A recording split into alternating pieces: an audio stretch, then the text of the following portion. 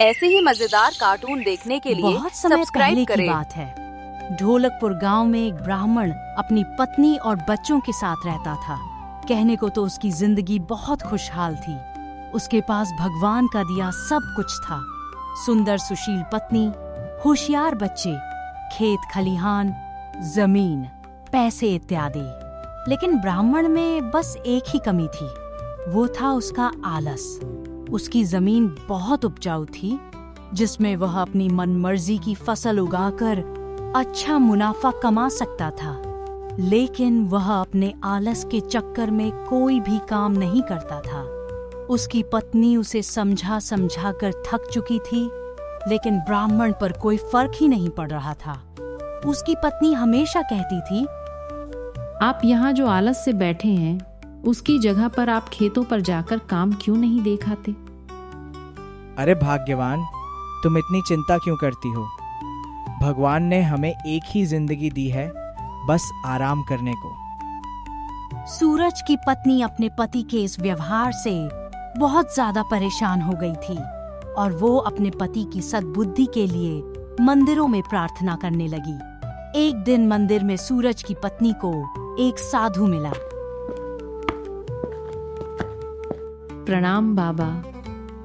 जीती रहो बच्ची। बाबा, आपके दर्शन पाकर मैं धन्य हो गई। महाराज, आपकी इच्छा हो तो क्या आप मेरे घर भोजन ग्रहण करने आ सकते हैं? अवश्य बच्ची, हम जरूर आएंगे। साधु जब सूरज के घर आया तो सूरज ने उसका खूब आदर सत्कार किया। सूरज की सेवा देखकर साधु बहुत खुश हुआ और उसने सूरज से कहा, मैं तुम्हारे सम्मान और आदर से बहुत खुश हूँ। मांगो, तुम्हें क्या वरदान चाहिए? साधु की ये बात सुनकर सूरज बहुत खुश हो गया। यूं लग रहा था कि सूरज को उसकी मुंह मांगी मुराद मिल गई हो। उसने कहा, बाबा, मुझ में बहुत ही ज्यादा आलस है, जिससे मेरी पत्नी भी बहुत परेशान है। आप मुझे एक ऐसा व्यक्ति दे दीजिए जो मेरे सारे काम कर दे। साधु सूरज की सेवा से इतना खुश था कि उसने ब्राह्मण की मांग को पूरा करते हुए कहा, ठीक है, मैं तुम्हें एक जिन दे रहा हूँ जो तुम्हारे सारे काम कर देगा। लेकिन ध्यान रहे, तुम्हारे पास इतना काम होना चाहिए कि तुम उसे हमेशा व्यस्त रख सको। ये कहकर बाबा चले गए और एक बड़ा सा राक्षस जिन प्रकट हुआ। जैसे ही जिन ने सूरज को देखा तो उसने उससे कहा, क्या आप मेरे मालिक हैं? हाँ, पर तुम हो कौन? ये सुनकर जिन बोला, मैं जिन हूँ, मुझे जल्दी काम दो वरना मैं तुम्हें खा जाऊंगा। जिन की बात सुनकर सूरज थोड़ा डर गया और रुक कर बोला, अच्छा, ठीक है, पहले तुम जाकर मेरे खेतों में पानी डालो। ये सुनकर जिन तुरंत गायब हो गया। फिर सूरज ने राहत की सांस ली।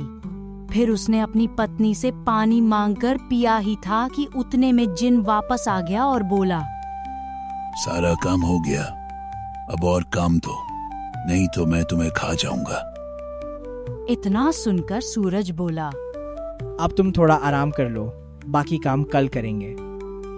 नहीं, मुझे आराम नहीं, काम चाहिए, वरना मैं तुम्हें खा जाऊंगा। फिर सूरज सोचने लगा और बोला, खेतों में से घास काट कर ले आओ।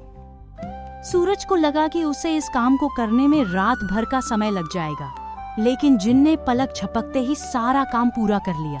अब सूरज जिस जिन को अपना वरदान मान रहा था, वही उसे अभिशाप लगने लगा।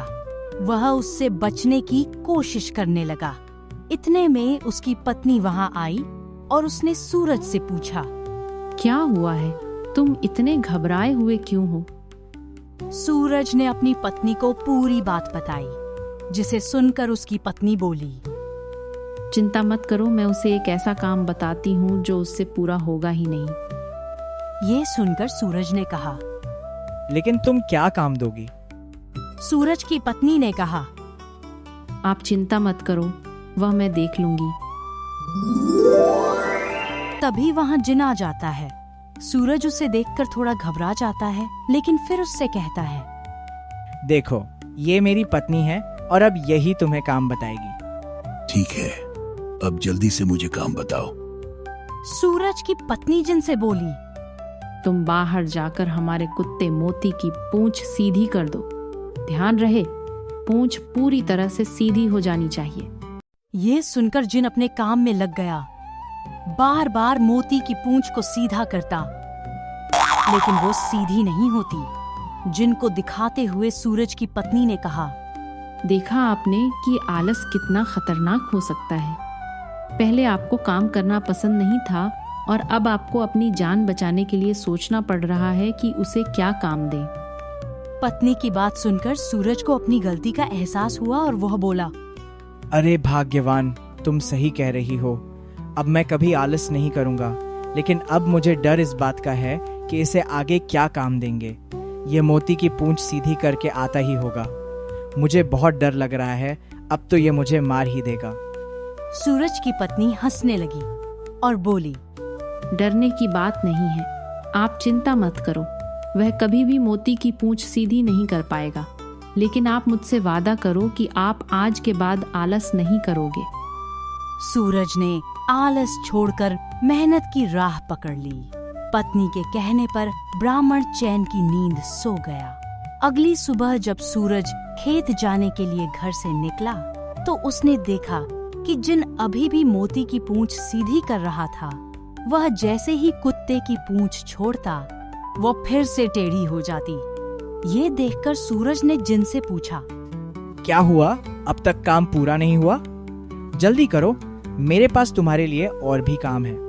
सूरज की बात सुनकर जिन बोला, मालिक, मैं जल्दी ये काम पूरा कर लूंगा। सूरज उसकी बात सुनकर हंसते हंसते खेत पर काम करने चला गया और उसके बाद उसने आलस हमेशा के लिए त्याग दिया।